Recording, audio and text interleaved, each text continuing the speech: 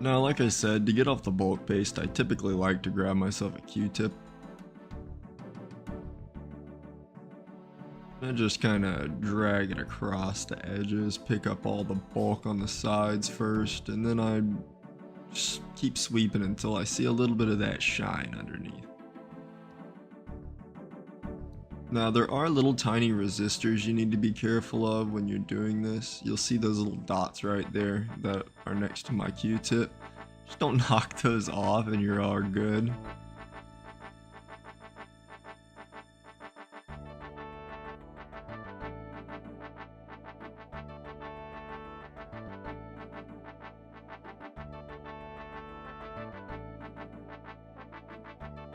Now, finishing up with my polish with the Q-tip here, I'm going to bring a 2080 Ti over just so you can see the size difference in the GPU dies.